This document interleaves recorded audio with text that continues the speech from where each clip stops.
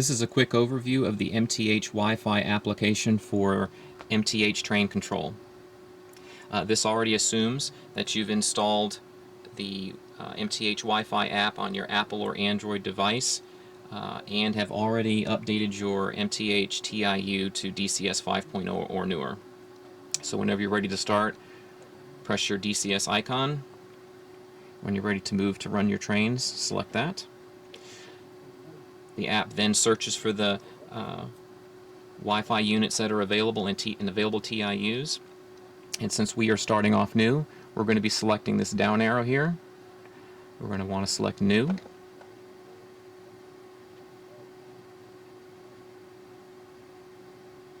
Finds the engine, you select it. You have the choice between going back to the engine list or going ahead and run the engine. We're going to go ahead and go back to the engine list.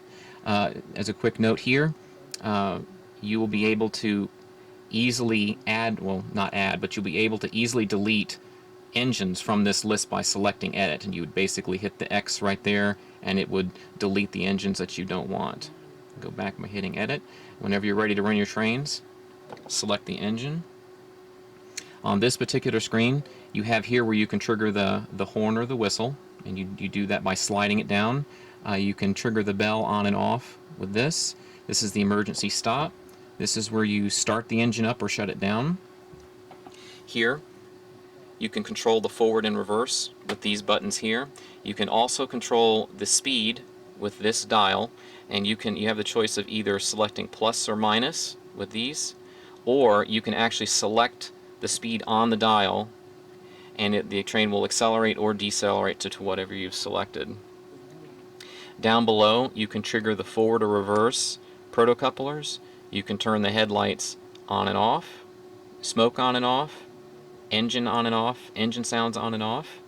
And you can also select protocast, PFA, which is passenger freight announcements, or you can activate the doppler effect.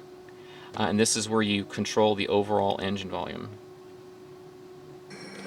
I pressed that to go ahead and start the engine up. Now I'm going to go to this screen here, and this is where you can activate and trigger a number of various sounds for the engine that you have.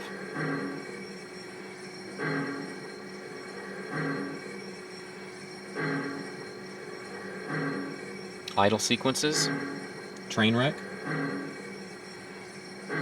This is where you can turn the lights that are available on this engine on and off. Tell them to close up, we're ready to go. And here are some various functions where you can check track voltage, track signal levels with that particular engine, etc.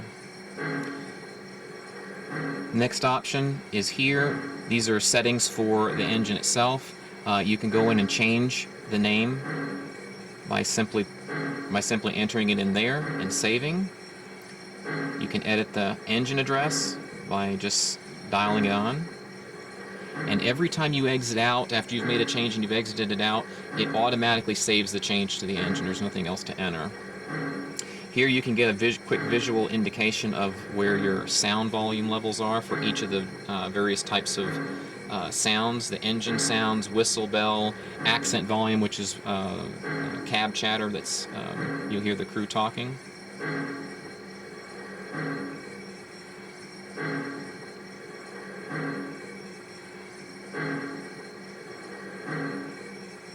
Here is the speed area.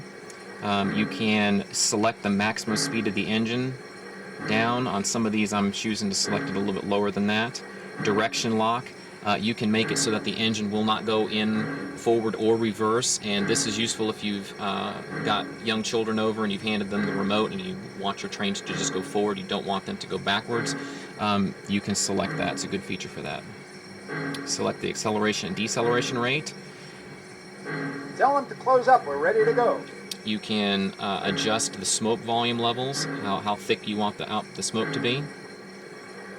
And then for engines that have quillable whistle, you can adjust this function here to be either quillable or just on-off. And here you can do engine feature reset, engine factory reset, which is like the feature reset, except it also resets the engine ID to 0.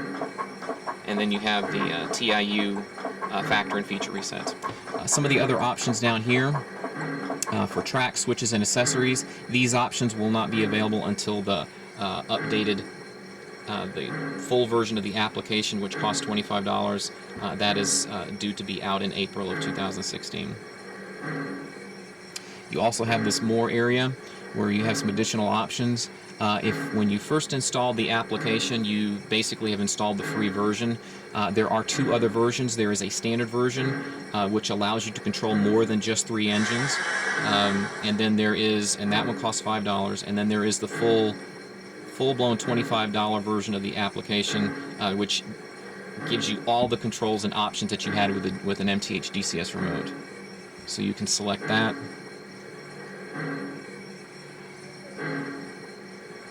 And it tells you if you've purchased it. Now, if you choose to purchase the standard version first before you purchase the premium that will eventually be out, you only pay the upgrade cost. So in other words, if you've gone to standard and you decide you want to go to the premium version, you will only pay the difference in the cost, which is $20. So it's good to go ahead and purchase the standard version now, and then when the other one comes out, you can upgrade. All right, so that's a good overview of those.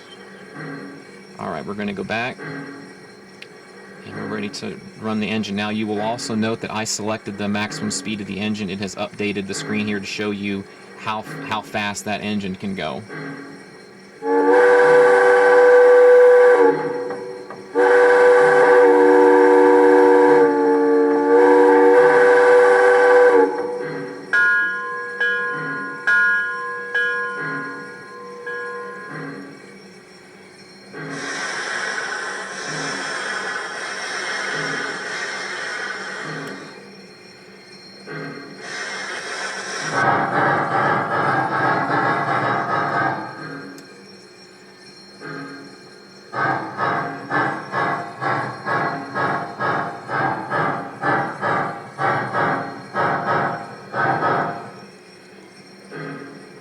And to shut the engine down.